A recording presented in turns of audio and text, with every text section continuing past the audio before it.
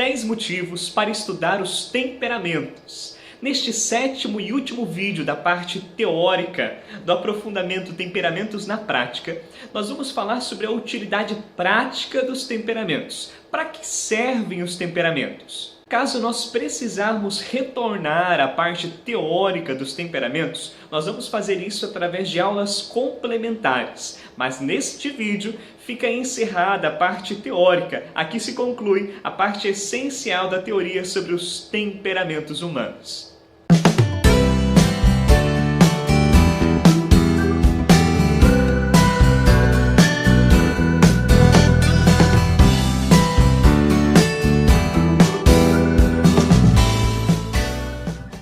Eu mesmo não conhecia sobre os temperamentos, até a minha esposa, hoje esposa, na época namorada, me falar sobre o assunto e me dar de presente um combo de 4 livros sobre os temperamentos. Vou mostrar aqui para vocês, né?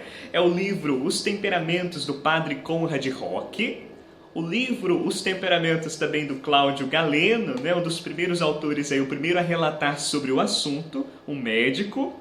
O livro Os 4 Temperamentos na Educação dos Filhos, do Dr. Ítalo Marcilli, e o livro, né, Os Temperamentos que Deus lhe deu, do Arte e Larene Benet, um casal maravilhoso que eu falei um pouquinho mais, né, no último vídeo também. E atualmente, eu diria assim hoje, que nós começamos a dar mais importância a esse assunto com pelo menos 3 motivos. Nós vamos falar ao todo em 10 motivos, mas pelo menos esses 3 primeiros começam a nos despertar para procurar sobre esse tema. Vamos lá, né?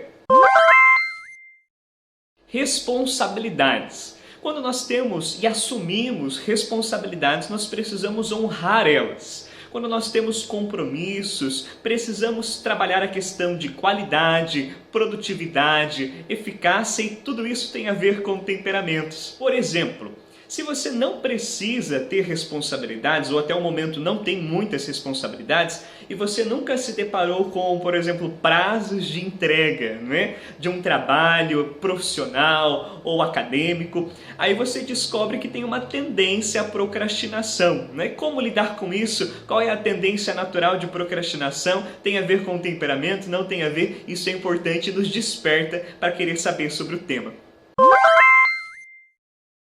Liderança. Enquanto nós somos liderados por outras pessoas, nós ficamos longe de saber o que cada líder precisa desenvolver para ser um bom líder. Mas quando a corda aperta para nós, nós precisamos aprender a liderar melhor, conhecer o nosso próprio temperamento e o temperamento das pessoas que nós estamos liderando. Isso é muito importante. Assim como quando, não sei se você já se deparou com isso, você encontra pessoas mais lentas, mais demoradas, que exigem uma comunicação diferente para elas entenderem o que você está querendo dizer, e outras pessoas mais ágeis, mais aceleradas, que talvez tenham dificuldade de obedecer, de seguir regras ou ordens. Como lidar com isso, né? Bom, tudo isso tem a ver com temperamentos também.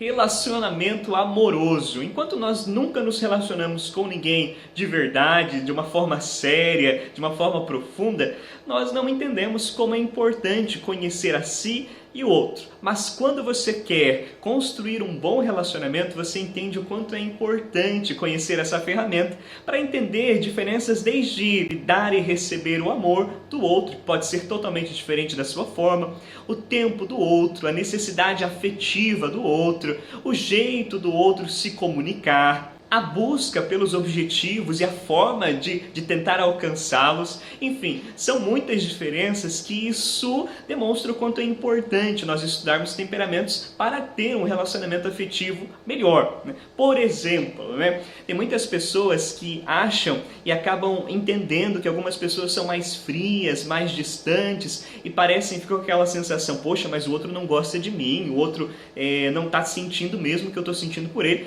Mas às vezes tem a ver com temperamento, enquanto outras pessoas nós podemos achar que são mais melosas, mais grudentas, uma necessidade afetiva maior, e podemos rotular isso como uma carência afetiva exagerada, desordenada. Enfim, nós precisamos conhecer o temperamento para entender a qualidade e as dificuldades de cada um.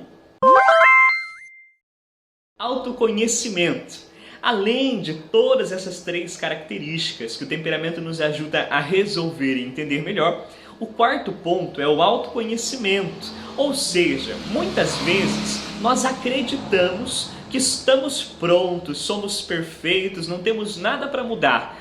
Ou às vezes achamos que não temos nenhuma qualidade, nada que presta, né? Nada que é bom. E o temperamento nos ajuda a entender que nós temos sim todos dificuldades e nós temos sim qualidades, todas as pessoas.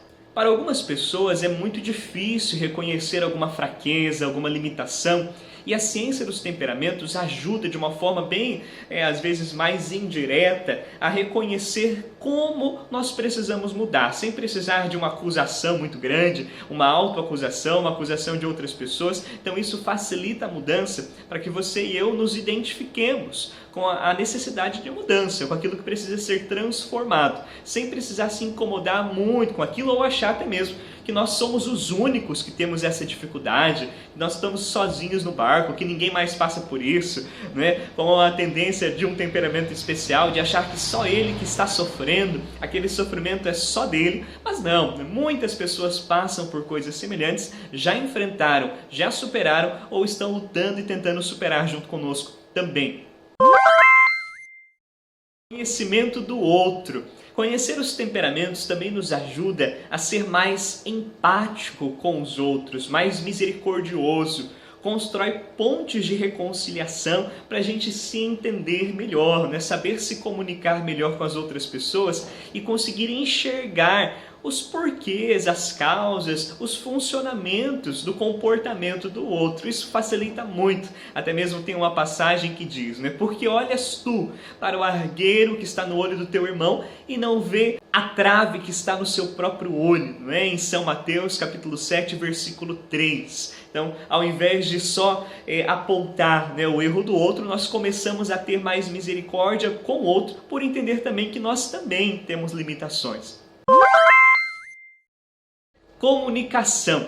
Conhecer também os temperamentos nos ajuda a nos comunicarmos melhor e a entender a necessidade de comunicação do outro. Por exemplo, tem pessoas que se comunicam assim, quase que não se comunicam na verdade, não é? Uma comunicação bem implícita, quase que em códigos, e você precisa meio que até decifrar o que a pessoa está querendo dizer, porque ela não tem uma linguagem tão objetiva, tão clara, mas sim, às vezes, se deixar, ela nem se comunica e nem conversa muito. Isso até mesmo em relacionamento conjugal, nas empresas, enfim.